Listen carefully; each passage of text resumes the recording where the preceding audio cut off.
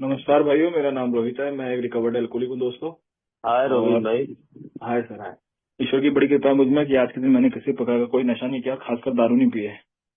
और जो मेरी सोब्राइटी आज के दिन, वो मेरे और मेरे भगवान के रिलेशन के ऊपर डिपेंडेंट नहीं, किसी इंसान के ऊपर डिपेंडेंट नहीं है। दोस्तों, कई दिनों बाद इस मीटिंग में जुड़ रहा हूँ। मेरे को पहले का टाइम याद था 9:30 का। मैं थोड़ा लेट हो गया, उसके लिए क्षमा चाहता हूँ। और बताता हूँ अपने बारे में यार, कि शराबीपन का रोग मुझे छोटी सी उम्र से मेरा बढ़ते गया। पहली बार 14 साल की उम्र में जब दारू पी थी, तो जो काम मैं खुद के लिए नहीं कर पा रहा था, वो काम दारू ने मेरे लिए किया यार। मैं स्टेज पे जाके डांस कर रहा था, मैं किसी से भी बेधड़ल्ले से बात कर रहा था, है ना। मेरे सारे डर गायब हो गए थे। मेरे को लग रहा था यार कि इस दुनिया में मैं भी कुछ चीज हूँ यार। और मैं 30 मार खाऊं भैया, मैं छोटी मोटी चीज हूँ, ऐसा मेरे को लगा। और पहले दिन शराबी नहीं बना दोस्तों। पहले दिन में मैंने 1-1.5 पैक पी हो गए यार दोस्तों के साथ में। और फिर 1-2 साल सोबर रहा मैं, है ना। और फिर उसके बाद कभी कभार ऐसे पिया, फिर और पिया। फिर ऐसे करते हुए जिंदगी में शराब आती रही। और शराब की मात्रा धीरे धीरे बढ़ने लगी यार, है ना। शराब मुझ पे हावी होने लगी। और दारू मेरे को फिर कांड भी मेरे साथ होने लगे यार। मेरे एक्सीडेंट होने लगे छोटे मोटे, बहसबाजी होने लगी, लड़ाई झगड़े होने लगे, घर में कलेश होने लगा, पैसे की दिक्कत, इज्जत की वॉट, सब लगने लगी। हम्म। इसी बीच में दिल्ली में नौकरी करने लगा यार, एक कॉल सेंटर में।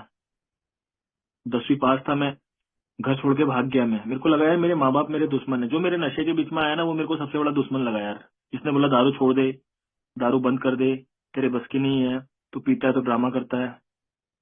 तो मैंने बोला यार, मैंने उससे पत्ता ही काट लिया। मैंने बोला तू मेरा दोस्त नहीं आज के बाद, तू मेरा रिश्तेदार नहीं है यार आज के बाद, तू मेरा शुभचिंतक नहीं है भाई। और मैं दिल्ली में जॉब करने लगा, दूसरे के डॉक्यूमेंट में। और वहां मेरा एल्कोहलिज्म बढ़ा। और वहां पर मेरे को ऑफिस से धक्के मार के निकाला गया। 1-2 वार्निंग दी मेरे को, लेकिन फिर निकाल दिया गया। और ऐसे ही इंसिडेंट मेरे ना यार, आज मैं देखता हूँ कि यार शराबी मेरी समस्या नहीं थी यार। मेरा जो पर्सनैलिटी है ना, मेरा एटीट्यूड है, मेरी सोचने की जो प्रवृत्ति है, समझने की जो प्रवृत्ति है, जिस प्रकार से मैं लोगों के साथ पेश आता हूँ ना, वो बचपन से ही मेरा विकृत था यार। मेरे अंदर कैरेक्टर डिफेक्ट्स बचपन से ही थे। चरित्र के दोष ना मेरे अंदर कूट कूट के भरे थे, वो बचपन से ही थे। नहीं तो यार एक 14 साल की उम्र का लड़का घर छोड़ के भाग सकता है क्या। और इतना घमंडी था मैं। मैंने बोला, मैं नौकरी करने लगा यार, ऐसे ही मजदूरी टाइप की। और मैंने बोला, अब जब तक मैं मरेगा नहीं, मैं अपने घर पे जाएगा नहीं, अपनी शक्ल दिखाएगा नहीं अपने माँ बाप पे।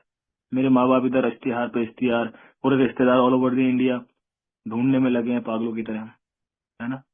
और मैं इतना घमंडी, मेरा एटीट्यूड देखो आप। बचपन से मेरे अंदर कुछ ना कुछ कमी थी। उसके बाद जब मेरे को लाया गया, दोबारा से स्कूलों में एडमिशन कराया गया, लेकिन मेरा एडिक्शन बढ़ चुका था दोस्तों। तो उस टाइम मेरे को कोई भी नशा चाहिए था, दारू ही नहीं, और भी मेरे कई नशे थे, वो मैं करता था छोटी सी उम्र से ही। उनका नाम लेना यहाँ उचित नहीं है, लेकिन मैं करता था। पढ़ाई छूट गई दोस्तों, यारी दोस्ती छूट गई। यार दोस्त ऐसे हुए, चरसी गंजेड़ी शराबी चोर चक्के टाइप के, इस टाइप की मेरी दोस्ती बनने लगी। ऐसे पर्सनैलिटी मुझे अट्रैक्ट करती थी यार। मैं समय से पहले जवान होना चाहता था। मैं वो हर चीज पाना चाहता था जो मुझे समय से पहले मिले।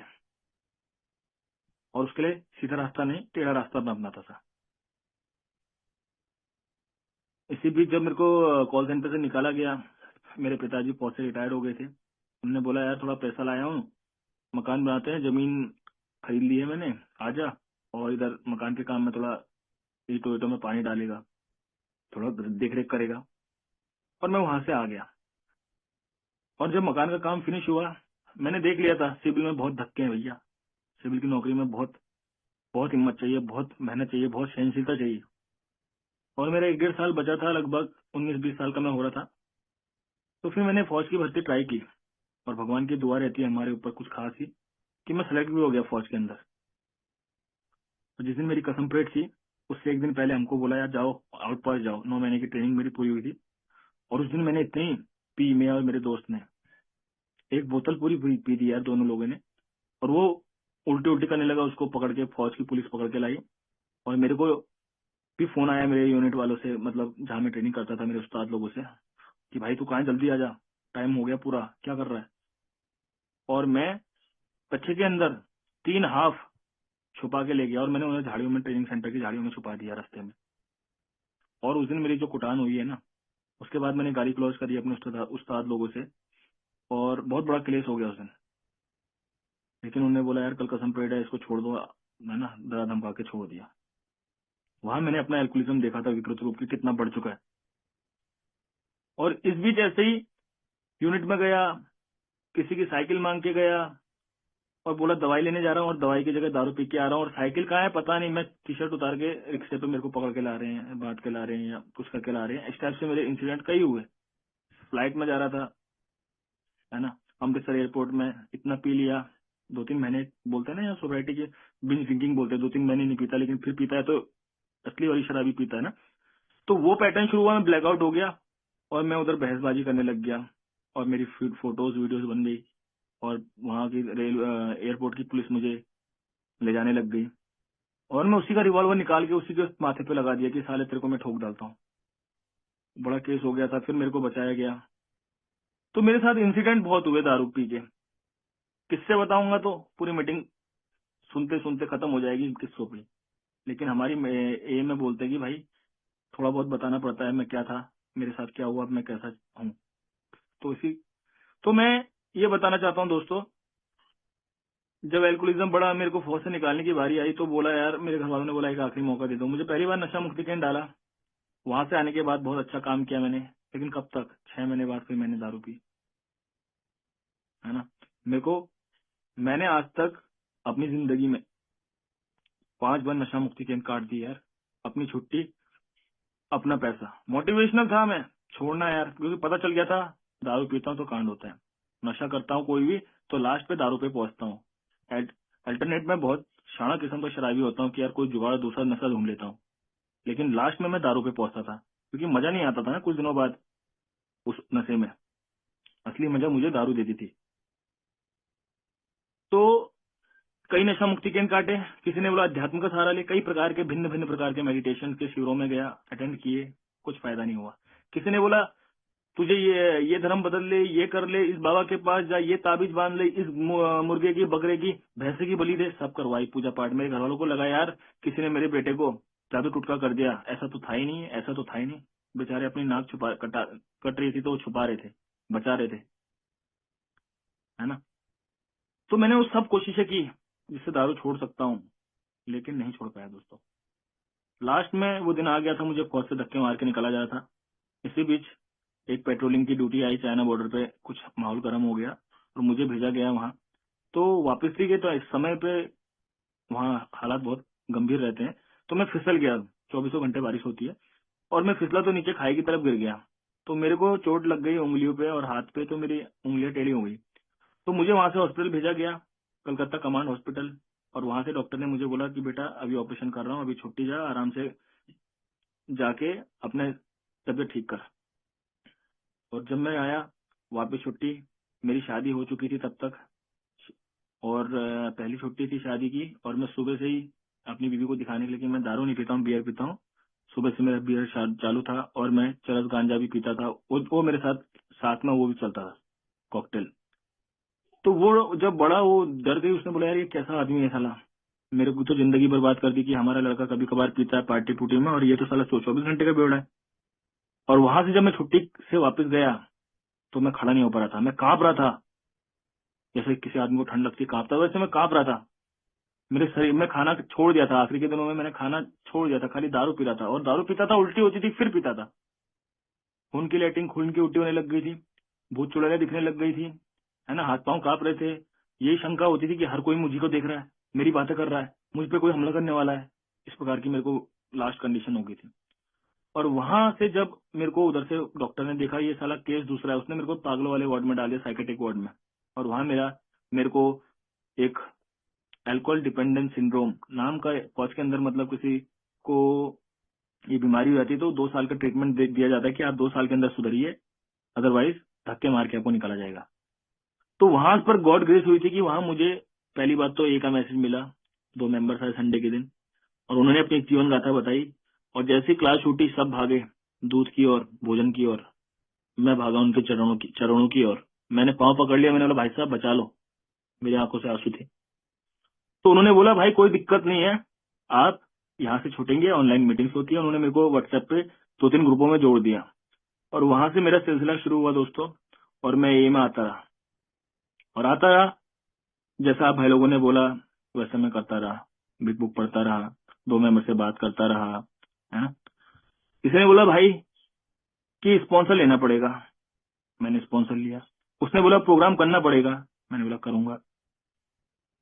और यहाँ आपने बताया कि पूरी ईमानदारी के साथ में अपना कच्चा चिट्ठा लिखना है। उधर मैंने शान पट्टी दिखाई दोस्तों, अपनी जो सारी इन्वेंट्री थी पूरा लिखा 99.9%, लेकिन जो सेक्स इन्वेंट्री थी उसमें जो सबसे संगीन कर्म था वो मैंने छुपा लिया। पूरा प्रोग्राम किया, और आप बोलते हो कि आध्यात्मिक अनुभूति होगी, तो वो हुई नहीं, और मैं उससे ज्यादा विकृत हो गया। और मैंने अपने घर पे भी हर जगह काम धंधे पे बहुत ज्यादा कलेश काटने लग गया। और 11.5 महीने के बाद मैं रिलैप्स हुआ जब, तो उसके बाद मेरी कंडीशन ऐसी थी कि मेरे को पागलपन के दौरे पड़ रहे थे, और मुझे पागल वार्ड में रखा था, मुझे करंट लग रहे थे, मेरे साथ उल्टी सी, मेरे साथ क्या होता पता नहीं। मैं ब्लैक पूरा कंडीशन में इतने दिनों तक बेहोशी की कंडीशन में था। और वहां से जब मैं होश में आया तो मैंने महाराष्ट्र के एक मेंबर को फोन किया, और उन्होंने बोला भाई तूने जो ए में बताया कि प्रोग्राम किया, मैंने बोला किया, सच्चा सच्चा किया, मैंने बोला सब सच्चा किया, पर एक बात छुपाई। तो उन्होंने बोला यही एक बात जो तुझे ले डूबी दोस्त, ये तेरी गलती थी।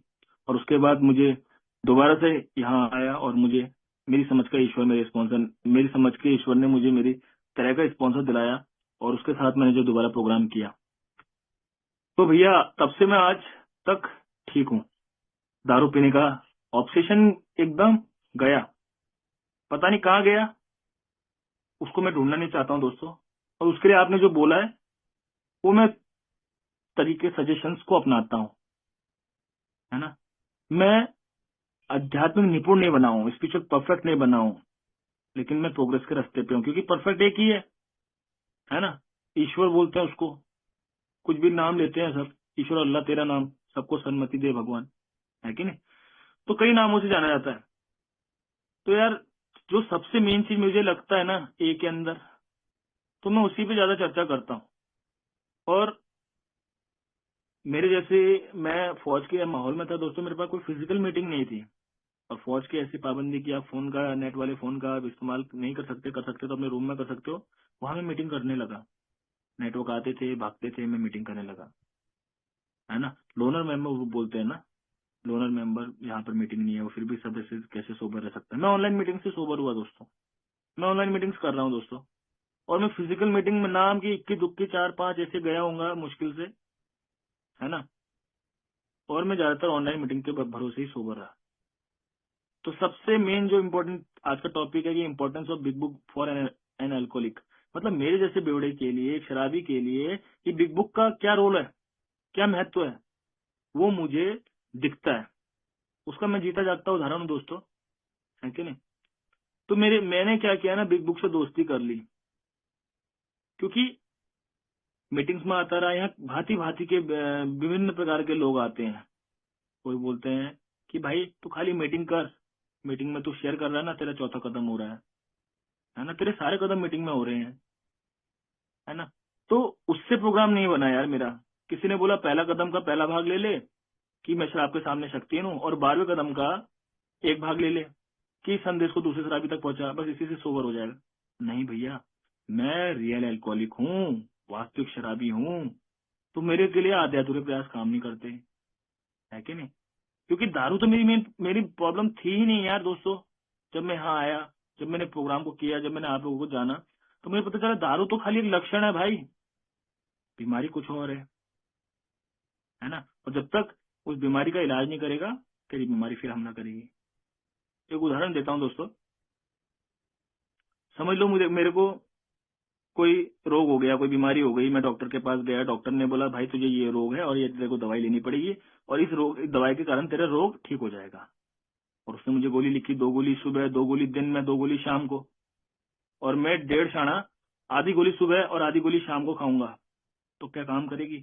नहीं करेगी। डॉक्टर का पर्चा मैं लेके आऊंगा, पर्चा खा लूंगा, तो क्या मेरी तबीयत ठीक होगी? नहीं होगी।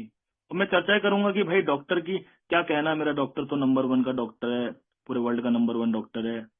प्रशंसा करने से नहीं होगा भैया, दवाई खानी पड़ेगी, है ना? तो शराबीपन बीमारी क्या है? सबसे पहली चीज तो मुझे किसी भी चीज के लिए 3 बातों का ज्ञान होना चाहिए। मेरी समस्या क्या है, मेरा समाधान क्या है, और तीसरी बात कि समाधान को पाने का तरीका क्या है। तो समस्या बताई मुझे डॉक्टर्स ओपिनियन ने। डॉक्टर बताएगा ना भाई प्रॉब्लम क्या है, तो किताब के पहले चैप्टर में, पहले चैप्टर से भी पहले में डॉक्टर्स की राय है, ओपिनियन, राय मतलब ना। तब तक बीमारी को, जब किताब लिखी गई एल्कोहलिक्स एनोनिमस 1939 में, तब तक ये बीमारी घोषित नहीं हुई थी। 1955 में अमेरिकन मेडिकल एसोसिएशन और साइकेट्रिक एसोसिएशन ने 55 में घोषित की, तब जाकर के इसको बीमारी घोषित किया गया। तो क्या कहते हैं, the body of alcoholic is quite abnormal as is mind. तो डॉक्टर विलियम डी सिल्कवर्थ, जिनको हम लिटिल डॉक्टर, और जिन्होंने हमारे जैसे शराबी और ड्रग एडिक्ट के साथ काम किया, और उन्होंने बीमारी को पहचाना, क्योंकि वो अपने हॉस्पिटल में किसी को रख रहे 1 महीना 2 महीना 3 महीना, बहुत मोटिवेटेड है वो बेचारा। उसके घर वाली अपना सब कुछ बेच के आई है, घर परिवार बेच के, अपना मंगलसूत्र बेच के आई है, और बच्चे रो रहे हैं, और वो फिर समझाता पिएगा? नहीं पिएगा साहब। और क्या होता था ऐसा कि वो जाने के बाद, घर जाने के बाद पीते थे और दोबारा हॉस्पिटलाइज किए जाते थे। तब उन्होंने हर एक से पूछा, भाई तूने क्यों पिया, तूने क्यों पिया? तो उन्होंने बताया, किसी ने बोला मेरे को खुशी हुई मैंने पिया, किसी ने बोला मेरे को गम हुआ मैंने पिया, कोई बोला मैं खाली बैठा था, कोई काम नहीं था, बस पिया। तो उसने पहचाना यार, एक मेंटल ऑब्सेशन आता है, एक विचार आता है इन पे, चाहे खुशी में आए, चाहे गम में आए, चाहे कैसे भी आए। तो उनने बोला मेंटल डिजीज, ओके। फिर उससे पूछा, भाई तूने पिया तो थोड़ा क्यों नहीं पिया? 1 पौवा पी लेता भाई, 1-2 पैक पी लेता, 6 पैक पी लेता बस। तो सभी ने वो बोला कि क्या करें, हमने पिया तो बस पीते चले गए, पीते चले गए, पीते चले गए। तब डॉक्टर ने समझा कि यार इनके अंदर कुछ फिजिकली एलर्जी भी है शायद, दारू की चाह कि थोड़ी सी पीते तो पीते रहते। तो उन्होंने वो 2 कॉन्सेप्ट समझाए कि फिजिकल एंड मेंटल डिजीज। मैं पावरलेस हूँ, पहला कदम बोलता है ना कि मैं शराब के सामने शक्तिहीन हूँ। क्यों शक्तिहीन हूँ? क्योंकि I could not control and could not quit. मैं छोड़ नहीं सकता हूँ और मैं पी नहीं सकता हूँ, इसलिए मैं पावरलेस हूँ, या इसलिए मैं शराबी कह लूँ अपने आप को, है कि नहीं? और मैं पीता क्यों हूं? तो फिर वो मेरे को शराबी चक्र बताया है डॉक्टर्स ओपिनियन में, कि स्त्री पुरुष शराब इसलिए पीते हैं क्योंकि शराब के द्वारा उत्पन्न प्रभाव को मैं पसंद करता था मेरे भाई। जो टेस्ट तो गंदा लगता था पीते, लेकिन जो 10 मिनट के बाद जो मजा आता था ना, मैं उसका दीवाना था। ये अनुभूति और उत्तेजना इतनी भ्रमित करने वाली होती है कि मैं जानता हूँ दारू मुझे बर्बाद कर देगी एक दिन, लेकिन कुछ समय पीते रहने के बाद मैं सही क्या है गलत क्या है उसमें फर्क डिफ्रेंशिएट करना भूल जाता हूँ। मेरे लिए शराबी जीवन ही मेरे लिए सामान्य जीवन लगता है, कि सुबह उठने का, 2 पैक पीने का, मुंह में परफ्यूम मारने का और काम पे जाने का। मैं रेस्टलेस, इरिटेबल और डिस्कंटेंट रहता हूँ। क्यों रहता हूँ? क्योंकि ये दुनिया, ये महफिल मेरे काम की नहीं। मैं भगवान बनता हूँ सबका, पड़ोसियों का, बीबी का, बच्चों का, ऑफिस वालों का। दुनिया मेरे हिसाब से नाचती नहीं है, यानी कि मैं पूरी दुनिया को अपने हिसाब से नचाना चाहता हूँ। और जब लोग मेरे हिसाब से नहीं नाचते, तो मेरी बीमारी शुरू होती है, आध्यात्मिक बीमारी, बीमारी की बीमारी, आध्यात्मिक बीमारी यार। फिजिकल और मेंटल तो ठीक था, लेकिन स्पिरिचुअल, आध्यात्मिक बीमारी। और अध्यात्म का मतलब है आत्म प्लस अध्ययन इक्वल टू अध्यात्म, यानी कि बीमारी आत्म, मेरे अंदर से कहीं से शुरू हो रही है भाई। तो बीमारी के लिए झांकने के लिए मुझे अपने अंदर ही देखना पड़ेगा, बीमारी मेरे अंदर से शुरू हो रही है। ये नहीं कि मेरी बीवी की शक्ल ऐसी है, डॉक्टर साहब क्या करूं, गुस्सा आ जाता है। तो भैया सभी को तेरी बीवी की तरफ देख के गुस्सा आना चाहिए ना, अगर उसकी बॉडी में ऐसे केमिकल है तो। लोचा मेरे अंदर था दोस्तों, तो मुझे पता चला लोग मेरे हिसाब से नहीं नाचते, तो मेरी नंबर 1 की बीमारी खटकती है। उसके लक्षण है रेस्टलेस, इरिटेबल और डिस्कंटेंट। अस्थिर हो जाता हूँ मैं, चिड़चिड़ा हो जाता हूँ मैं, और असंतुष्ट रहता हूँ। घर है, नौकरी है, छोकरी है, सब कुछ है, लेकिन संतुष्टि नहीं है। और हर बंदे की क्षमता होती है उसको सहन करने की, 1 घंटा, 2 घंटा, 3 घंटा, और जैसे ही वो सहन शक्ति से बाहर होता है, दूसरे नंबर की बीमारी अब हमला करती है। मेंटल ऑब्सेशन आता है कि यार टेंशन बहुत है दुनिया में, थोड़ी सी लेनी पड़ेगी, आज सर फटा जा रहा है। और मैं बहुत अच्छा आदमी हूँ, थोड़ी सी लेने के लिए जाता हूँ ठेके पे, और जैसे थोड़ी सी पीता हूँ, नंबर 3 बीमारी शुरू होती है, फिजिकल एलर्जी। वो मेरे अंदर है, मेरी बीवी के अंदर नहीं। और जैसे ही फिजिकल एनर्जी शुरू होती है, मैं पीता रहता हूँ, पीता चले जाता हूँ, चौथे नंबर पे एक स्प्री पे चले जाता हूँ। स्प्री बोलते हैं एक समय को, कि कोई बंदा कितने दिन तक पीता है, और जिस दिन वो छूटती है, किससे छूटती है, बहुत बड़े कांड के साथ, फिर मैं पश्चाताप करता हूँ, कसमें वादे खाता हूँ कि आज के बाद नहीं पीऊंगा। और चलो, जो थाना अध्यक्ष महोदय ने मुझे छोड़ दिया कि चल कोई बात नहीं, एक गलती और माफ। और मैं वहां से छूटते दारू पीता हूँ, बाहर निकलते या घर पे आता हूँ, बीवी बोलती है, बच्चे बोलते हैं तेरी नाक कट चुकी है, तुझे चुल्लू भर पानी में डूबना चाहिए। और फिर झटका लगता है आध्यात्मिक बीमारी पे, फिर मैं अस्थिर, चिड़चिड़ा, असंतुष्ट, और ये साइकिल घूमता रहता है, ऐसा बार बार बार बार बार बार होते जा रहा था मेरे साथ दोस्तों कई सालों से। और वहां साहब बोला जब तक इस शराबी को पूर्ण मानसिक बदलाव की अनुभूति नहीं होती, इसके सुधरने की कोई संभावना नहीं है। तो मुझे एक साइकिल चेंज चाहिए, बदलाव चाहिए।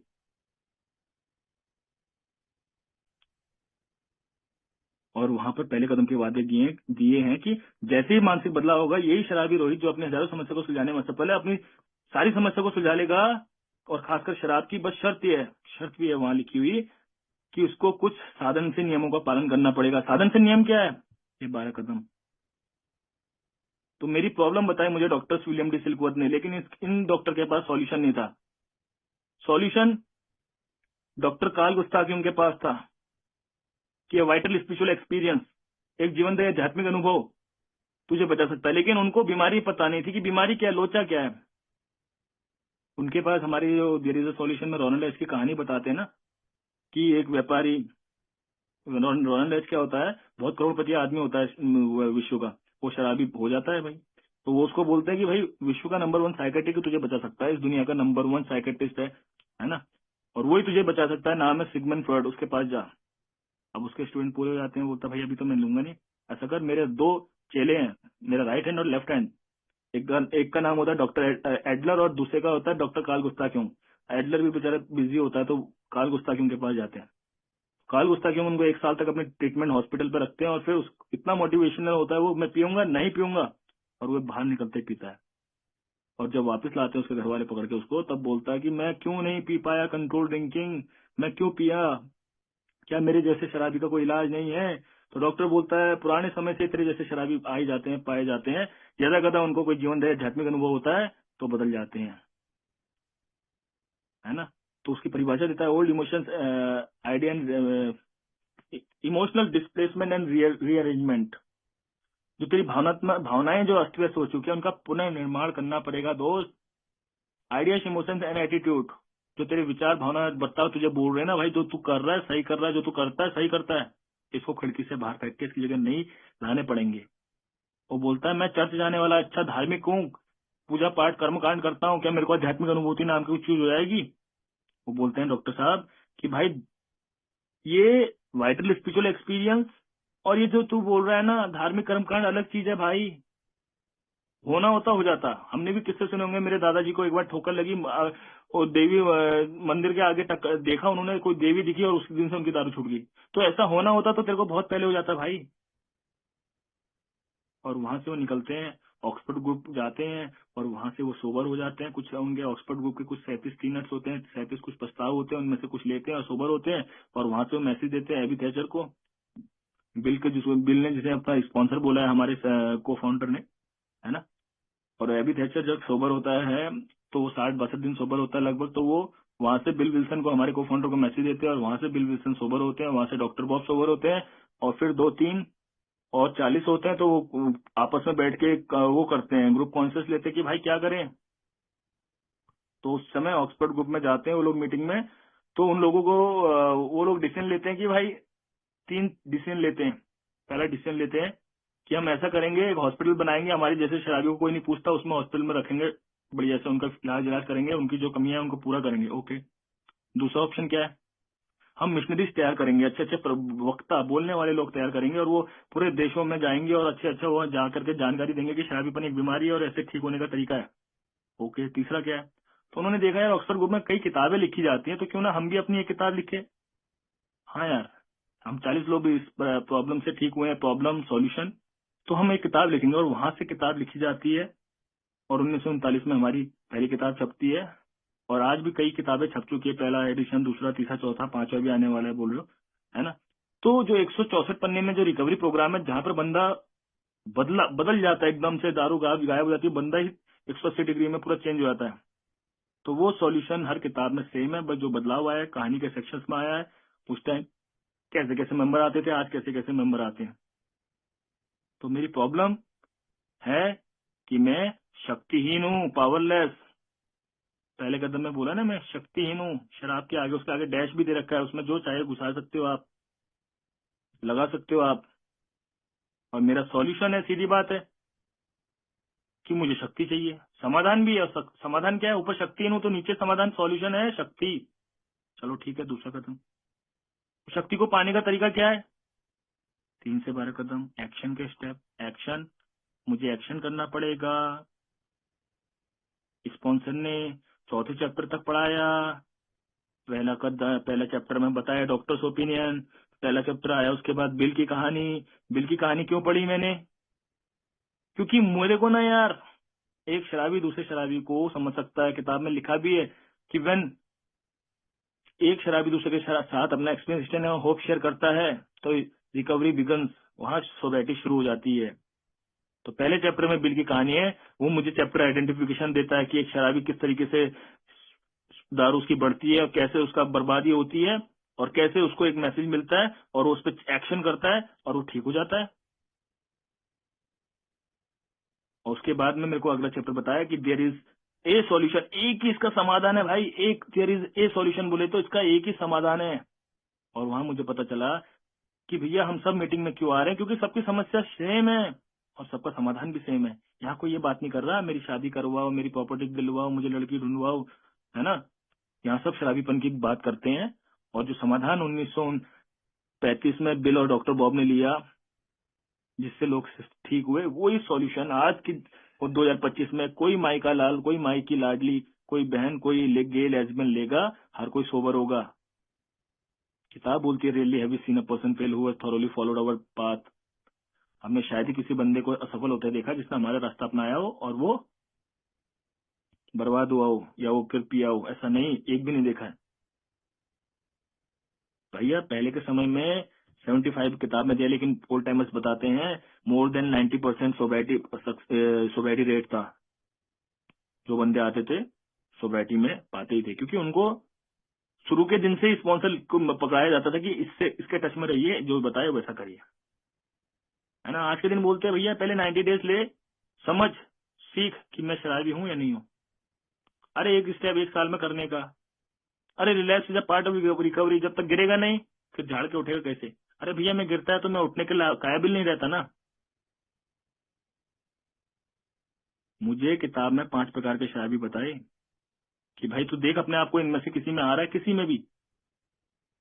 पहला था ऐसा मानसिक रोगी जो भावनात्मक रूप से अस्थिर था, हमेशा ख्याली फ्लॉ बनाता रहता था, रहता है मतलब, और पश्चाताप की भावना होती है उसके अंदर और कभी डिसीजन नहीं ले पाता, छोड़ नहीं पाता है। यस, मैं भी ऐसा ही था, अपनी भावनाओं में व्यस्त रहता था, पर कभी उछलता था, कभी रोता था, कभी हंसता था, है ना। मेरे भी डिसीजन होते थे, दारू छोड़ दूंगा, छोड़ के दिखाऊंगा, लेकिन छोड़ नहीं पाया।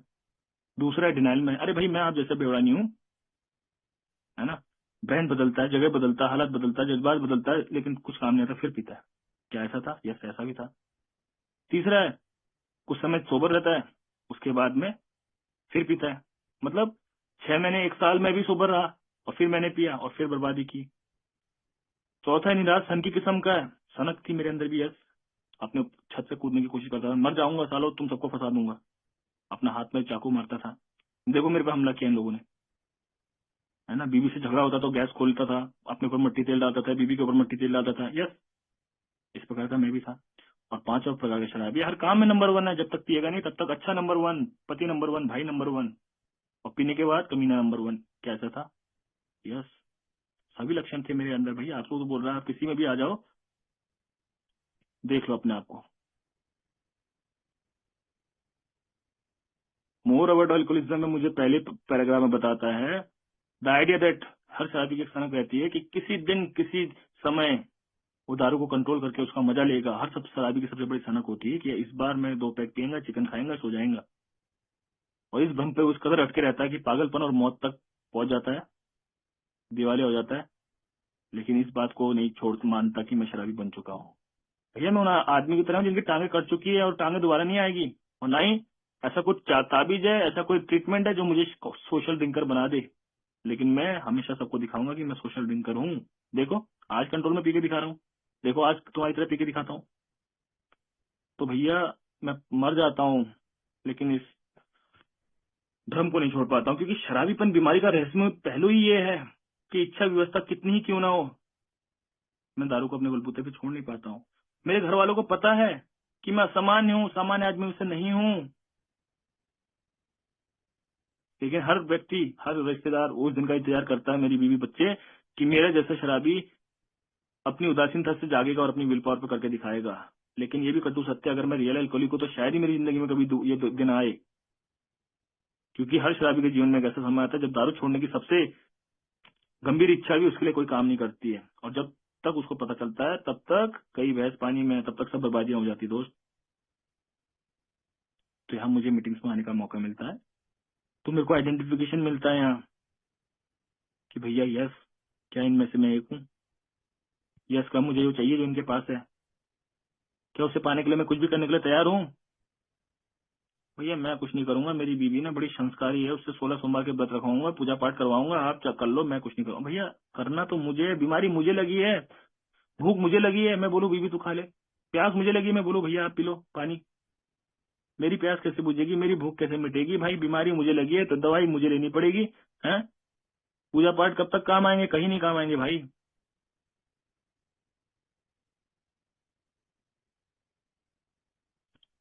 शराबी के बारे में मुझे भी एग्नोस्टिक चैप्टर की पहली लाइन में बता दिया भाई, अगर आप ईमानदारी से दारू छोड़ना चाह रहे हो, क्या छोड़ पाए? नहीं छोड़ पाया। अच्छा दूसरा क्वेश्चन, आप एक लिमिट लेके कंट्रोल में पीने की कोशिश करते, कभी पी पाते हो? नहीं भैया, आज तक रोज यही सोचता था 2 पैक पियेंगे, चिकन खाएंगे, सो जाएंगे।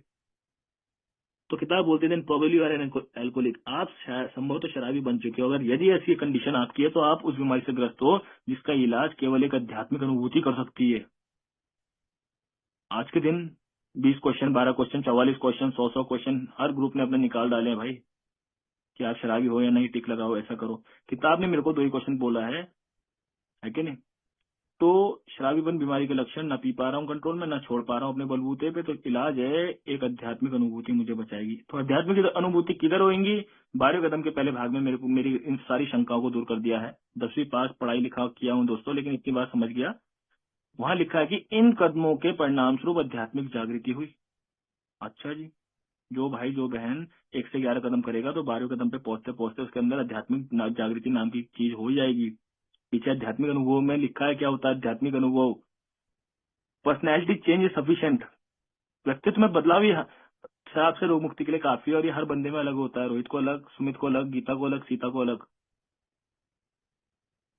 लेकिन फिर भी क्या बताया गया वहाँ कि हमारे पुराने सदस्य ने जब 12 कदम किए तो उनको एक अंदरूनी शक्ति का स्रोत मिला, जिसे वो अपने से बड़ी उच्च शक्ति बोलते हैं। हायर पावर कौन? हायर पावर एक अंदरूनी शक्ति का स्रोत है, मेरे अंदर है। मीटिंग का ताला हायर पावर नहीं है, बिग बुक मेरी हायर पावर नहीं है, मेरी माँ मेरी हायर पावर नहीं है, मेरा स्पॉन्सर मेरा हायर पावर नहीं है। वहाँ लिखा है अनसस्पेक्टेड इनर रिसोर्स, जिसको हम बयान नहीं कर सकते, भीतरी ऊर्जा का स्रोत है वो। और इस उच्च शक्ति के प्रति जागरूकता ही आध्यात्मिक अनुभव का सहारा है। जिस दिन इस उच्च शक्ति के प्रति मैं जाग जाऊंगा कि ये शक्ति मेरे अंदर ही है भाई, ये मेरी हायर पावर ये मेरे अंदर है, जिस दिन मैं जाग जाऊंगा उस दिन मेरा आध्यात्मिक अनुभव हो गया। परिभाषा वही है। और वहां बोलता है कि किसी को आध्यात्मिकता शब्द से दिक्कत लेने की जरूरत नहीं भाई। आप ऑनेस्टी, ओपन माइंडेड और विलिंगनेस, ईमानदारी, खुला मन और इच्छुकता, हाउ का प्रोग्राम जो बोलते हैं, इसी को लेकर के आप चलोगे तो आपकी नैया पार हो जाएगी। टेंशन मत लो, आप सोबर हो जाओगे।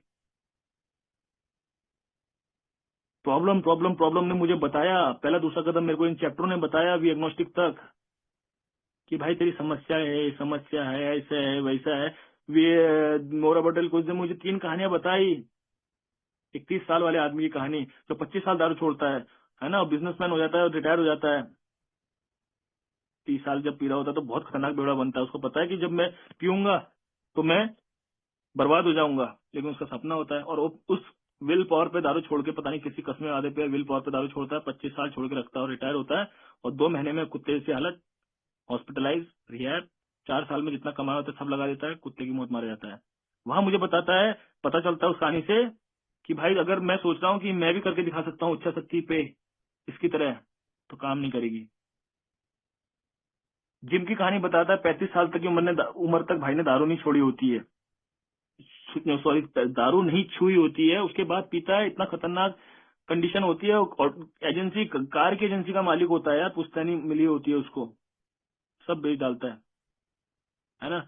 नशा मुक्ति केंद्र में डालते हैं, वहां से एक मेंबर के टच में आता है और वहां बोलते हैं प्रोग्राम करना पड़ेगा, आधे अधूरे प्रयास करता है, पहला लेता है, दूसरा लेता है, तीसरा कदम लेता है भाई वहां तक, और आगे के कदम नहीं लेता है, और फिर बर्बाद होता है, फिर पीता है और पूरा चौपट हो जाता है।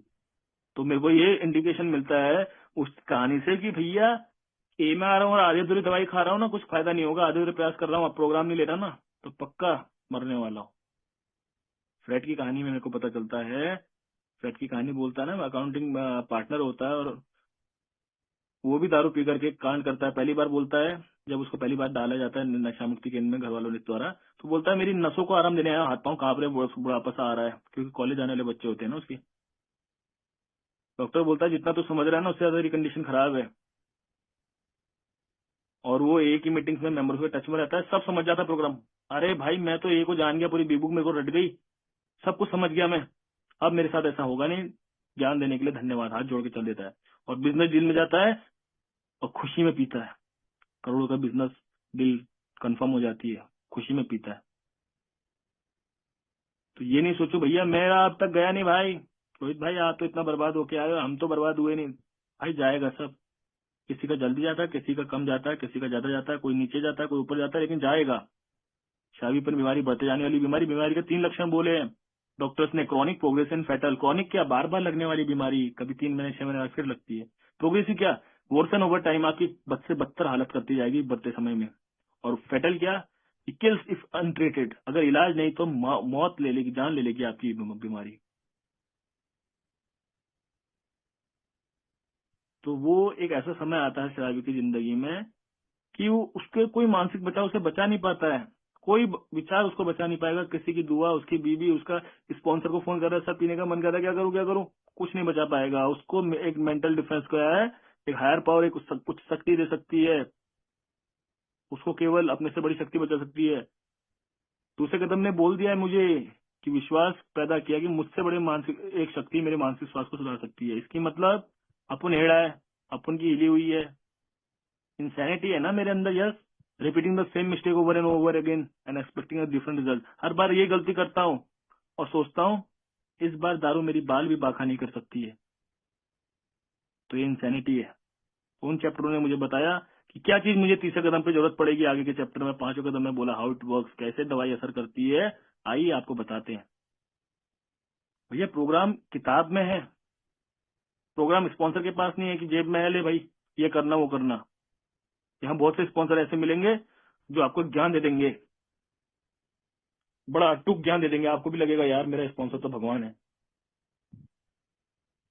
भैया प्रोग्राम किताब क्यों लिखी गई, क्योंकि उनको पता था कल के दिन माउथ टू माउथ जो होता है मैसेज, थोड़ा डिस्टर्ब, किसी से थोड़ा जो मैसेज होता है वो सही नहीं हो जाता, थोड़ा भिन्न हो जाता है मैसेज, एक्चुअल मैसेज जो होता है वो विभाजित हो जाता है, तो बढ़ जाता है। तो सॉल्यूशन होगा आगरे में, लोग बोलेंगे घाघरे में। तो उन भाई लोगों ने उसी समय देख लिया, उन्होंने किताब लिख डाली।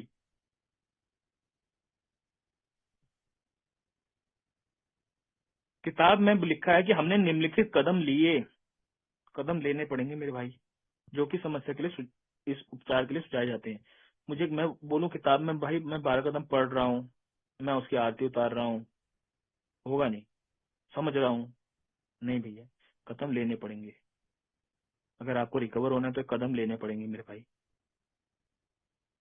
और वहां तीसरे कदम का कॉन्सेप्ट समझाया कि मेरी इच्छा, मेरी शक्ति, मेरी सोच वैसे मेरी समझ के ईश्वर को देनी पड़ेगी। और वो तीसरा कदम क्या है कि क्या मैं आगे कदम करने के लिए तैयार हूँ, मेरी अपनी सोच और अपनी एक्शंस को अपने से बड़ी शक्ति में चला देता हूँ, क्योंकि वहां मुझे पता चलता है कि स्वयं की इच्छा पे चलने वाला जीवन कभी सफल नहीं हुआ। और ऐसी सोच रखते हुए हर व्यक्ति में हमेशा, हर व्यक्ति वस्तु परिस्थितियों के साथ हमेशा टकराव में रहता था, चाहे मेरे उद्देश्य क्यों न कितने अच्छे क्यों ना होते हैं। और वहां मुझे बताया गया कि एक शराबी क्या है, एक एक्टर की तरह होता है जो सब कुछ अपने हिसाब से करना चाहता है, डायरेक्टर भी खुद ही बनता है, cameraman, choreographer, makeup man, stage भी अपने हिसाब से करने की कोशिश करता है। वहां मेरे को बोलता है quit playing God, it didn't work. भगवान बनना बंद कर दे, काम नहीं कर रहा। स्वार्थीपन, आत्म केंद्रितपन ही मेरी समस्या की जड़ें थी, और उसी से सैकड़ों प्रकार के भय, खुद का भ्रम, स्वार्थ, आत्मदया के सहारे मैं अपने सब पे चढ़ने की कोशिश करता था, और उसका प्रतिकार करते थे। भाई लोग एक बार लात खाएंगे, दो बार खाएंगे, बार बार थोड़ी खाएंगे। और मैं गम में चले जाता था। तो वहां मुझे जब चौथे कदम के लिए बताया कि भाई तीसरे कदम का, जब थर्ड स्टेप की प्रेयर ले मैंने मेरे स्पॉन्सर के साथ की, हे प्रभु मैं आज स्वयं को आपके चरणों में समर्पित करता हूँ, वाली जो प्रार्थना जो मैंने ली, तो मुझे बोला भाई घुटने पे प्रार्थना लेने से कुछ नहीं होगा, इस प्रार्थना का कुछ इफेक्ट नहीं होगा। जो डिसीजन लिया ना मैंने, आज के बाद मेरी जिंदगी के डायरेक्टर आप होंगे, और ईश्वर ही होंगे, और ईश्वर मेरे स्वामी, मैं उनका कर्मचारी हूँ, मेरे पिता मैं उनका बच्चा हूँ। तो खाली इतना बोलने से कुछ नहीं होगा, मुझे एक्शन लेना पड़ेगा, और उन रुकावटों का सामना करना पड़ेगा जो मेरी समस्या का कारण थी। और वहां मुझे पता चला भैया कि मेरी प्रॉब्लम्स जो थी वो मेरे चरित्र के दोष निकल के आए। हर इंसान को इस निसर्ग ने 3 प्रकार की प्रवृत्तियां दी थी जिंदा रहने के लिए, समाज की, सुरक्षा की, और सेक्स की, ताकि अपने वंश बढ़ाए। समाज हो, अपने घर परिवार वालों को सुरक्षित रखे, नौकरी वोकरी करे। सामाजिक प्रवृत्ति से मैंने लोगों से खुन्नस पाली, पहली रिजल्टमेंट की इन्वेंट निकल के आई। सुरक्षा की प्रवृत्ति से मेरे अंदर कैरेक्टर डिफेक्ट निकल के आए, डर के। और सेक्स तो मेरा हमेशा ही संगीन रहता है, दिल मांगे मोर, एक से काम चलता नहीं है ना, तो चीज बड़ी है मस्त मस्त, बस इस प्रकार की मेरी प्रवृत्ति निकल के आई भैया।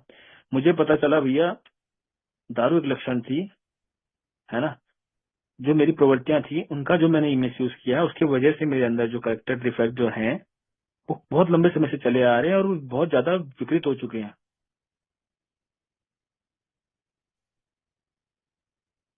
5वें कदम के में मेरे किताब में लिखे हैं, सॉरी चैप्टर 6 चैप्टर में, कि 5वां कदम इन्वेंटरी लेना क्यों जरूरी है, क्योंकि जब तक मैं इस अत्यावश्यक कदम को नहीं लेता हूँ, है ना, जब तक मैं अपनी पूरी जीवन गाथा, अपने गलती के सही स्वरूप को अपने सामने, एक अन्य व्यक्ति के सामने, ईश्वर के सामने जब तक स्वीकार नहीं करता हूँ, तब तक दारू का ऑब्सेशन निकलता नहीं है। और बगैर कुछ छिपाए पूरी जीवन गाथा मुझे बतानी पड़ती है कि मेरा सेक्स इन्वेंटरी में कितने नाम है, कैसे था, फियर की इन्वेंटरी में कितने प्रकार के डर हैं, समाज में मेरी कितनों से रिजेंटमेंट है ना, कितनों को मैंने टोपी पहना है, कितना लोन चल रहा है, कितना क्या चल रहा है। जब मैं पूरा अपनी इन्वेंटरी ली, तो मुझे को देखा यार, इस पृथ्वी में मैं जहां जहां गया ना, हर किसी से मुझे खुन्नस थी, हर चीज से मुझे डर था, हर जगह मैंने वासना फैलाई, हर जगह वो धोखा दिया, टोपी पहनाई। तो जब तक मैं, मेरे अंदर भैया, आप लोग बोलते हो कि ईश्वर अंदरूनी शक्ति का शोध मेरे अंदर है, तो क्यों नहीं मिल रहा था, क्योंकि मेरे अंदर बहुत सारा राड़ा भरा पड़ा था। और जब तक मैं अपने अंदर को सफाई नहीं करूंगा ना, उस ईश्वर का प्रकाश मेरे अंदर नहीं आएगा जो मेरी दारू की ऑब्सेशन से दूर कर पाए। बगैर कुछ छुपाए जब ये कदम कर लेते हैं, तब बहुत आनंदित महसूस करते हैं भैया। हम दुनिया को नजरों से नजरें मिला के देख सकते हैं। जो डर था ना मेरा, गायब होने लगता है, मैं नजरें मिला के दे सकता हूँ। जो मेरे अंदर स्वार्थीपन था ना, निस्वार्थ भाव से मेरे अंदर अंदर आने लगता है, निस्वार्थ। बेईमान था मैं, ईमानदार होने लगता हूँ। तो वहां से 5 कदम के बाद ही प्रोग्राम के मेरा दारू का ऑप्शन निकलता है दोस्तों, है ना। फिर बोलते हैं वहां पर भैया कि जो तेरे अंदर कैरेक्टर डिफेक्ट है वो तू नहीं निकाल सकता, तेरे से बड़ी शक्ति निकाल सकती है, क्या उसके लिए तो तैयार है, विलिंग है ना। मैं सोचू भैया जुआ निकाल दे, सब कुछ निकाल दे, सारे कैरेक्टर निकाल दो, लेकिन ये जो छोकरीबाजी है ये मैं खुद हैंडल कर लूंगा भगवान। तो भैया ऐसा नहीं होता, सब देना पड़ता है। बिल विल्सन ने 12 स्टेप्स ऑफ ट्वेल्थ एडिशन किताब में पेज नंबर 175 में लिखा है, जब तक हर एक शराबी हमारे रोग मुक्ति के सुझाए गए 12 कदमों को अपने दिलो जान से नहीं करता है, शिद्दत से नहीं करता, पूरी समर्थ 100% नहीं करता है, तो निश्चित ही अपने डेथ वारंट पे साइन कर रहा है। साफ लिखा है, वहां देख सकते हो आप लोग। आज इसकी जो हालिया समस्या है, ये नहीं कि किसी ने जादू टोना कर दिया, किसी ने कुछ कर दिया, या सीनियर लोगों चिढ़ते हैं उससे, ऐसा नहीं, क्योंकि वो आध्यात्मिक नियमों का पालन नहीं कर पाया, आध्यात्मिक जीवन को जीने का तरीका नहीं सीख पाया दोस्तों। और ये मेरे को ना, ए के अंदर मुझे आध्यात्मिक जीवन जीने का तरीका सिखाते हैं। मुझे जीना नहीं आता, मुझे जीना सिखाते हैं आप लोग यार। कैसे मुझे समाज में, घर परिवार में, हर जगह अपने आप को जीना है, कैसे रहना है कि नहीं, वो मुझे यहाँ सिखाया जाता है। और यहाँ एक प्रश्न है कि भाई कि क्या हर शराबी पहले वो बर्बाद हो जाएगा, रॉक बॉटम हिट करेगा, तभी क्या उस पर प्रोग्राम असर करेगा? यार ये क्वेश्चन ना हमारे फेलोशिप में मीटिंग्स में मेंबरों को आते जाते देख करके, जब 1955 में ये किताब वैसे 46 पे लिखी जा रही थी, ट्रेडिशंस आए थे प्रकाश में, है ना, 1950 में इन परंपराओं को जब क्लीवलैंड में फर्स्ट इंटरनेशनल कॉन्फ्रेंस हुई थी, जब पूरे वर्ल्ड की पहली बार कॉन्फ्रेंस हुई थी, तो वहां उसको मान्यता दे दी गई थी, स्टैंप लग गया था। लेकिन जब 1953-54 पे ये किताब छप के आई 12 स्टेप ट्रेडिशन में, तब तक बिल ने देख लिया था क्या भिन्न भिन्न प्रकार के शराबी आ रहे हैं, मानसिकता वाले आ रहे हैं, कोई प्रोग्राम कर रहा है, कोई नहीं कर रहा है, कोई बोल रहा है ऐसे हो जाएगा। तब उधर पहले क्वेश्चन में उन्होंने डाला, पहले क्वेश्चन में, कि हर शराबी को पहले रॉक बॉटम हिट करना पड़ता है। तो वहां वो लिखते हैं क्योंकि इस एक ऐसा प्रोग्राम है, प्रोग्राम को कोई भी बंदा ईमानदारी से, इस प्रोग्राम को करने के लिए ईमानदारी और विनम्रता की जरूरत होती है, जो हर बंदे में नहीं मिलेगी आपको। कौन सख्त ईमानदार और सहनशील बनना चाहेगा? मैं ईमानदार और सहनशील बनूंगा। कौन अपनी इन्वेंटरी लिख करके किसी को सुनाएगा? मैं अपनी इन्वेंटरी लिखूंगा, चौथा कदम लिखूंगा और अपनी कार्य चिट्ठे बताऊंगा किसी को कि मैं साला इतना कमीना, इतना हरामी, मैंने ऐसे ऐसे कांड किए? नहीं बताना चाहूंगा। और कौन उसकी क्षतिपूर्ति करना चाहेगा? कौन जो मैंने हानियां पहुंचाई उसकी क्षतिपूर्ति करूंगा कि भाई साहब आपका मैंने जो नुकसान किया तन से, मन से, धन से, इसका मैं भरपाई करता हूँ? करना चाहूंगा? नहीं करना चाहूंगा। कौन एक उच्च शक्ति में विश्वास करेगा? मैं अपने से उच्च शक्ति में विश्वास करूंगा? अरे अभी अपन इधर, इंसान ही सबसे बड़ी शक्ति है, मैं सबसे बड़ी शक्ति हूँ यार, मैं ही जो करूंगा, मैं ही भगवान हूँ, मैं ही रचेता हूँ, मैं सोचता हूँ। प्रार्थना और ध्यान तो बहुत दूर की बात है, कोई बंदा प्रार्थना और ध्यान करेगा? ये मैं आके आप 11वें कदम पे बोलते ना कि प्रार्थना और ध्यान के द्वारा, तो मेरे जैसे हेड़ा प्रेयर मेडिटेशन करेगा? बिल्कुल नहीं करेगा भैया। और उधर एक पॉइंट और दिया कि कौन अपना समय और ऊर्जा एक का संदेश अन्य शराबी, उत्पीड़ित शराबी साथियों के साथ पहुंचाने में खर्च करेगा? अरे मैं अपना काम बनता, भाड़ में जा जनता।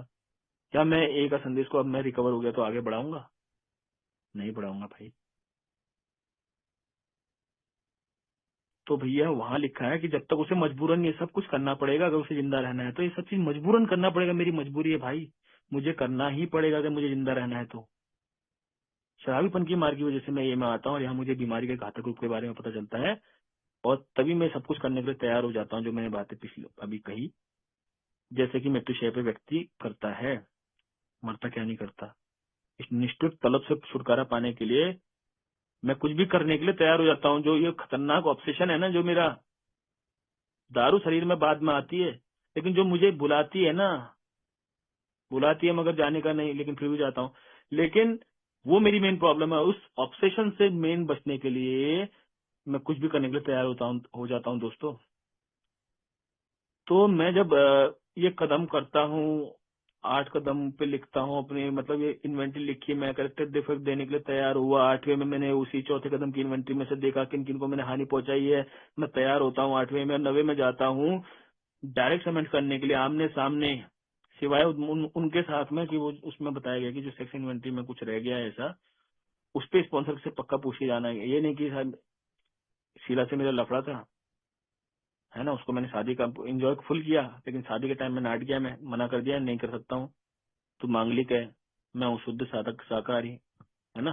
तो इसके कोई भी बहाना बना के जो मना कर दिया, तो उसके दिल पे जो हर्ट हुआ, अब मैं उसको बोलने जाऊंगा कि चल एमएट्स पे नाम तो उसका आया, चलता हूँ। उसने बताया होगा अपने पति को कि एक रोहित था, उसने मेरे साथ ऐसा किया, तो घंटी बजाऊंगा, बोलेगा कौन? रोहित, आ जा बेटा, तेरा तो कई सालों से इंतजार कर रहा था। और ऐसा धोएगा, ऐसा करेगा कि मैं रिलैप्स, दर्द है और दर्द की दवा दारू है, मैं रिलैप्स हो सकता हूँ। और क्या पता शीला बोली कि चल छोड़ पुरानी बातों को, एक बार फिर से याद दिला दे वही रात, है ना, और फिर वही गलती करूंगा। एक बार चस्का लगता है तो फिर लगता है दोबारा, एक बार और, एक बार और उससे गली मोहल्ले वालों को तो बेचारे परेशान हो रहे हैं, उनको तो घास भी नहीं डालती होगी शीला। तो बोलेगा यार रोहित बार बार क्या कर रहा है, और ऐसी फील्डिंग सेट करेगा, ऐसा मारेगा, ऐसा पेलेगा दोस्त कि फिर लैप्स होऊंगा। तो बोला है, सिवाय ऐसे मुद्दों पे जहाँ किसी अन्य की क्षति पहुंच सकती है, तो सेक्स इन्वेंटरी का मुद्दा है, वहां मुझे देखना है ना। और वहां मुझे स्पॉन्सर के मार्गदर्शन पे चलना है। अभी ज्ञानी नहीं बनना है तो ज्ञानी नहीं बनना, बन चुका है मेरे भाई। और वहां मैंने किया 9वां कदम, और 9वें कदम के वादे बोलते कि अपने विकास की अवस्था में अगर मेहनती है तो आधी दूरी तय करने से पहले हम अचंभित रह जाएंगे, तो तब जाके वादे पूरे होते हैं। बंदा बदल जाता है। साइकिक चेंज जो बोलते हैं ना, आध्यात्मिक अनुभव, आध्यात्मिक जागृति यहाँ से हो जाती है बंदे की, पूरा बंदा बदल जाता है कि नहीं। और हमें तुरंत इस बात का एहसास होता है, सबसे बड़ा वादा है उसमें, कि जो काम हम स्वयं के लिए नहीं कर पाए वो काम हमारे लिए ईश्वर करने लगता है। तो जो काम मेरे नहीं हो पाए वो ईश्वर करने लगता है। अभी 9वें कदम के बाद बंदे की छाती के बटन खुल जाते हैं कि हो गया यार, अभी इतना आध्यात्मिक अनुभूति बहुत है। तो वहां बोलता है भैया कि अब ग्रोथ और मेंटेनेंस के स्टेप शुरू होते हैं। तूने इन्वेंट्री ली थी 34 साल 4 महीने और 56 दिन की, सॉरी 56 दिन नहीं, 5 दिन की बोल लो। तो ये तूने इन्वेंट्री ली थी, वो अतीत तेरा गया, अतीत से तू साफ हो गया, लेकिन आज की गंदगी आज ही साफ करने का। तब वो 10वें कदम की मेरे को बताता है कि भैया 10वें कदम में तुझे आज की सफाई आज ही करनी है। 2 तरीके से इन्वेंट्री ली जाती है, एक स्पॉट चेक इन्वेंट्री, जब मैं परेशान या संदेह में हूँ तुरंत उसी समय अभी सफाई करनी की, मेरे से क्या कांड हो गया, मैं इतना अस्थिर क्यों हो गया, परेशान पागलपन क्यों आ गया मेरे अंदर, और अपनी इन्वेंट्री लेता है। पिछले 2-3 घंटों के पीछे में जाता हूँ और ठीक हो जाता हूँ, है ना।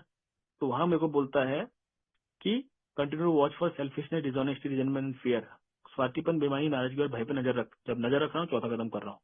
When this copper we ask God and wants to remove them। जब ये उभर रहे हैं तो ईश्वर के पास इन्हें दूर करने के लिए जा सबसे पहले, और ईश्वर जब वो 6वां-7वां कदम कर रहा हूँ दोस्त, और देन टॉक विद इमीडिएटली। अगर मैं क्या है स्पॉन्सर को तब जाके फोन करता हूँ, क्योंकि अभी तो मेरा स्पॉन्सर ईश्वर बन गया।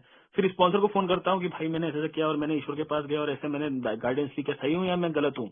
स्पॉन्सर बताता तो सही है, गलत है, इतना कमी पेशी है। और make amends if you harmed anyone, 8वां-9वां कदम भी अभी कर लेता हूँ। अगर मैंने किसी को कष्ट पहुंचाया तो तुरंत का तुरंत माफी मांग लेता है, ये नहीं कि 2 साल बाद मांगूंगा, अभी का भी, है ना। और इस तरीके से मैं पेश आता हूँ, है ना। और दूसरी इन्वेंट्री जब रात में हम आराम करते हैं उस समय पूरे दिन की समीक्षा लेते हैं। और जब मैं इस कदम पे चलता हूँ तो बोलता है then sanity have been return. जो मेरा पागलपन था ना, जो मैं दूसरे कदम में बोल रहा था मैं पागल हूँ, ईश्वरी मेरे मार्गदर्शन मानसिक स्वास्थ्य को सुधार सकते हैं। अब जाके जब मैं सुबह शाम इन्वेंट्री ले रहा हूँ, शाम को इन्वेंट्री ले रहा हूँ, रात में, तो फिर तब जाके मेरी मानसिक स्थिति ठीक हो चुकी है। अब मैं दिमाग का प्रयोग कर सकता हूँ क्योंकि ये ईश्वर की देन है। और वहां 10वें कदम के वादे बोलते हैं कि इस समय तक मानसिक संतुलन ठीक हो जाएगा, दारू का विचार अब गायब हो जाएगा, दिमाग में मेंटल ऑब्सेशन लिफ्ट हो चुका है, दारू नहीं बुलाएगी, खुशी और गम XXX रम नहीं आएगी याद। और ये ऑटोमेटिक होता है, दारू का विचार आ भी जाएगा तो हम उसी तरह पीछे हट जाएंगे जैसे आग की लपटों पे बंदा पीछे हटता ना, वैसे। अभी 11वें कदम में बोल रहा है भैया तेरे को ईश्वर ने ठीक तो कर दिया, लेकिन क्यों किया, क्या मकसद है उसका तेरे से, है। उस ईश्वर से, चलो ईश्वर आ गया मेरे अंदर, उससे दोस्ती बढ़ाने के लिए क्या करूं, कैसे बढ़ती है, क्या दवाई होती है ईश्वर से दोस्ती बढ़ाने की। तो वहां बताया प्रेयर कर और मेडिटेशन करना सीख। और वहां प्रेयर मेडिटेशन में सीखता हूँ, अप्लाई करता हूँ। 24 घंटे की वो लेता हूँ, क्या 24 घंटे मेरे को क्या काम है, कहाँ जाना है, सुबह उठते ही मैं करता हूँ, है ना। तो प्रेयर, मेडिटेशन और इन्वेंट्री तीनों एक साथ हो रही है 10वां-11वां कदम, और इनको मिलाता हूँ मैं ऐसा अनशेकेबल फाउंडेशन, मतलब बगैर निकाली जाने वाली जड़ हो जाती है मेरी, ऐसी जड़ हो जाती है कि मजबूत इतनी हो जाती है कि मेरी दिक्कत तो आएंगी दोस्तों, मनुष्य जीवन है तो दुख तो आएगा ही, सुख तो आएगा ही। तो ऐसी परिस्थितियों में आएगी, लाभ होगी हानि होगी, लेकिन ऐसी परिस्थितियों में बंदा ही डगमगाएगा नहीं और मुस्कुराते हुए चलता चला जाएगा। तो भैया 12वें कदम में बोल रहा है इन कदमों के परिणाम से वो आई आध्यात्मिक जागृति के पश्चात इन संदेश को दूसरे शराबी के पहुंचाना है। तो अब तेरे अंदर आध्यात्मिक जागृति हो गई, अब तू उस काबिल बन चुका है कि जब तू एक मैसेज पहुंचाएगा। इससे पहले नहीं कि भैया आजा आजा भैया तेरी दारू छुड़वा देंगे, आजा फॉर्मूला ऐसा खतरनाक हमारे पास, आजा, हैं? ऐसा मंत्र दे देंगे तेरे को, दारू ऑटोमेटिक आएगा, ऐसा नहीं बोला। जब आध्यात्मिक अनुभूति हो गई, अब तो उस काबिल बन चुका है कि इस संदेश को पहुंचा, और इस सिद्धांतों को अपने जीवन के सभी क्षेत्रों में अप्लाई करने की कोशिश कर मेरे भाई। तो भैया तब मैं अप्लाई कर रहा हूँ तो जिंदगी बदल रही है कि नहीं। तो ए ने मेरी जिंदगी में आके जिंदगी बदल दी है कि नहीं। तो भैया मेरे को बहुत अच्छा लगता है जब मैं मीटिंग्स में आता हूँ और सुनता हूँ भाइयों की मीटिंग्स में कि यार कैसे थे वो, कितना खतरनाक खतरनाक रॉक बॉटम लोगों के हुए, उनके साथ क्या हुआ, उनको एक ऐसा मार्गदर्शक मिल गया जिन्होंने उनका हाथ पकड़ लिया, और हाथ पकड़ा और किताब के माध्यम से उनको बोला ये प्रोग्राम ले, और अब हाथ मेरा तेरे, मैं अपना जो हाथ तूने मेरे को दिया है इसको मैं तेरे को ईश्वर के, तेरी समझ के ईश्वर को सौंप देता हूँ। अब वो ईश्वर तेरा स्पॉन्सर है आज के बाद, और प्रोग्राम शक्ति को पाने का ही प्रोग्राम है यार, और वो शक्ति मेरे अंदर ही है। ये नहीं कि भैया मैं बोलो कि मेरे को शिव मिल गए, मेरे को पार्वती मिल गई, मुझे अल्लाह मिल गए, ये मेरे को मिले नहीं दोस्तों, है कि नहीं। किसी भाई को मिले होंगे तो मैं उसको सैल्यूट करता हूँ, है कि नहीं। तो एक अंदरूनी ऊर्जा का स्रोत मिला मुझे मेरे अंदर कि भाई जो आंसर मैं आज तक नेगेटिव लेता था वो पता नहीं ऑटोमेटिक पॉजिटिव होने लग गए। जो मन में अशांति थी, जो पागलपन था, जो दारू का खिंचाव था, जो हर नेगेटिव चीजों का खिंचाव था, वो खत्म हुए जा रहा है, हुए जा रहा है, हुए जा रहा है। ये नहीं बोल रहा हूँ कि मैं संत बन गया हूँ, है कि नहीं। बिगुओं में लिखा है कि हम संत नहीं है भैया, मैं बना नहीं हूँ, लेकिन हम आध्यात्मिक विकास के मार्ग पर चल रहा हूँ। और वो परम शांति की जो बोलते हैं ना 4 डायमेंशन, बिल की कहानी में बोला कि बिल को 4 डायमेंशन में आया, और उसके बाद में और एक और देयर इज इसी में देयर इज अ सॉल्यूशन में भी बताया कि एग्जिस्टेंस ऑफ 4 डायमेंशन, चौथे आयाम में पहुंच गए जिसके बारे में हमने कभी सोचा नहीं था। क्योंकि देयर इज अ सॉल्यूशन में पेज नंबर 25 में लिखा है कि there is a solution almost none of us like the self searching. इसका एक ही समाधान है कि हम में से कोई भी अपने भीतर झांकने की कोशिश करता नहीं। चौथा 5वां कदम द लेवलिंग ऑफ प्राइड लिखा है वहां पर कि अपने घमंड को कम नहीं करना चाहता। Of the restriction to those harm वो लिखा है कि 8वां 9वां कदम नहीं करना चाहता, जो कि समस्या के सफल और पूर्ण इलाज के लिए 100% निहायत जरूरी है। और जैसे हमने किया तो हमें मन की शांति मिली और हम अस्तित्व के उस चौथे आयाम पे ऐसे पहुंच गए जिसके बारे में हमने कभी सपने में नहीं सोचा था कि ऐसी जिंदगी हो सकती है। तो भाइयों यहाँ 3 ही आयाम बोले जाते हैं, फिजिकल, मेंटल और स्पिरिचुअल। चौथा आयाम तो जिस बंदे को हो गया तो वो जिसको बोलते हैं आत्मा, या उससे भी आगे की बात होती है कि परम ज्ञान, परम ज्ञानी वो बन जाता है। तो वो 4 डायमेंशन की एक झलक उसको मिलने लगती है, थोड़ा मजा स्वाद मिलने लगता है, थोड़ा उसका खुशी मिलने लगती है। तो फिजिकल डायमेंशन बढ़िया हो रहा है दोस्तों, मेंटल डायमेंशन अच्छा है, स्पिरिचुअल डायमेंशन अच्छा है, बहुत अच्छा है। और 4 डायमेंशन के मार्ग पे चल रहा हूँ दोस्तों। जिस दिन हो जाऊंगा उस दिन मुक्त हो जाऊंगा सभी दुखों से, सभी पीड़ाओं से, सभी चीजों से मुक्त हो जाऊंगा, जन्म मरण के खेल से मुक्त हो जाऊंगा दोस्त। तो ये सब एक ही बदौलत हुआ दोस्तों। ना मैं बेवड़ा बनता, लाखों में एक होता है बेवड़ा, खुशकिस्मत होता है, ये नहीं कि हर घर में मिल जाता है, लाखों में एक होता है बेवड़ा। और उसपे उससे बड़ा होता है कि उसको मैसेज मिल जाता है यार, कुछ ऐसे मैंने पुण्य कर्म किए होंगे कई जन्मों में कभी कि मुझे यार एक शुद्ध प्रोग्राम मिला जिसने मुझे अपने गिरेबान में झांकने के लिए बोला, भाई दुनिया में मत देख। और मैं सालों से क्या गलती करता रहा कि धूल चेहरे पे लगी थी और आईना साफ करता रहा, और उसने मेरे गिरेबान पे मुझे झकाया और अपने अंदर झांका, और मुझे वो मार्ग मिलते गए, आगे के मार्ग मिलते रहे कि मैं परम शांति की ओर बढ़ रहा हूँ दोस्तों। इसके लिए मैं आपका आभारी हूँ। और जब भी मौका मिलता है मुझे कहीं बोलने का, तो मैं सॉल्यूशन पे ज्यादा फोकस करता हूँ कि सॉल्यूशन, इलाज क्या है।